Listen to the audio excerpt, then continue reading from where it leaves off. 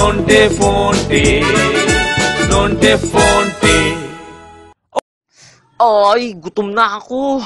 Wala namang pagkain dun sa kusina. Makapaglibot-libot nga muna, baka may makita kong pagkain.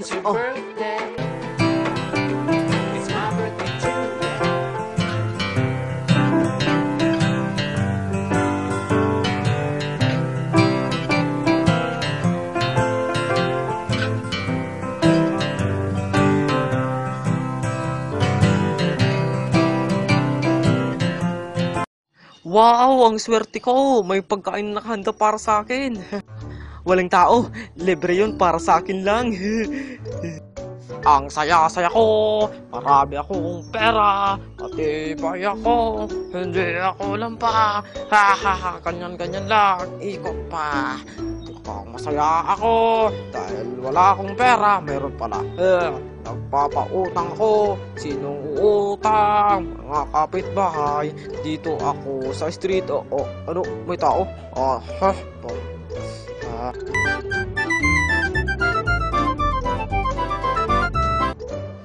O ikaw bata, bakit ka nandito sa aking bahay ha?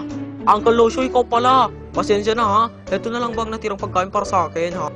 Sige na nga, aalis na po ako para hindi ako makaisturbo.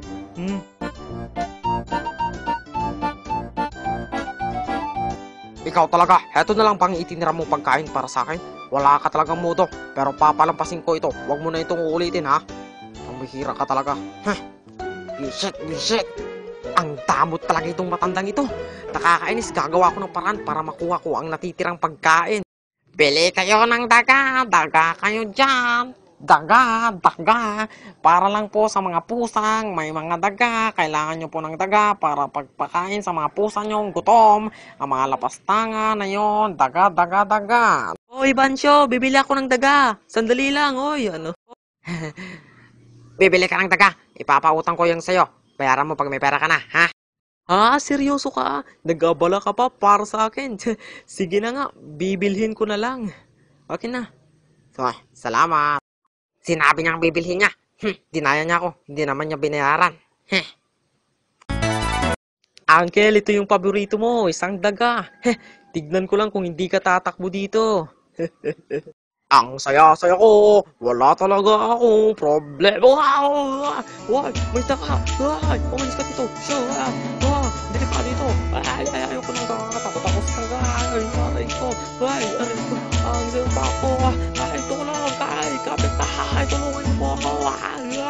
Hindi ko kalaing takot pala siya sa daga.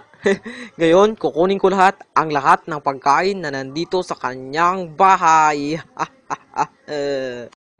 Masarap to. Masarap. Si Miko yun. Saan kaya siya pupunta? Sa tsura niya parang may ginawa na naman siyang kalokohan. Pilyo talaga yung Miko na yan. Gusto mo bigyan natin siya ng leksyon? Nung nakaraang linggo nga, kinuha niya lahat ng pera natin. Kaya nga hinihanda ko itong magic cake. Seryoso ka? Oo, pag nakain niya ito, siguradong mamalasin siya ngayong araw na ito. Pero Romeo, siguraduhin natin na hindi niya malalaman itong gagawin natin. Ito.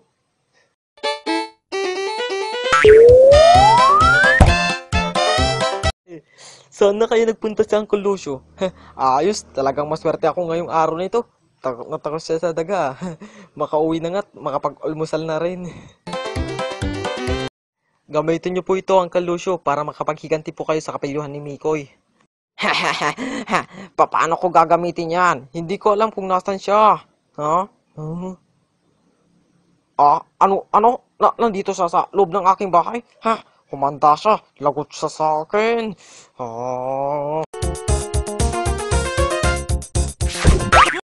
Aray! Tulungan niya ako! Aray ka! Aray! Ang ilong ko! Yes! Nagawa ko! Yes! Ang galing mo talaga! Hindi ako nagawa! Ang galing ko!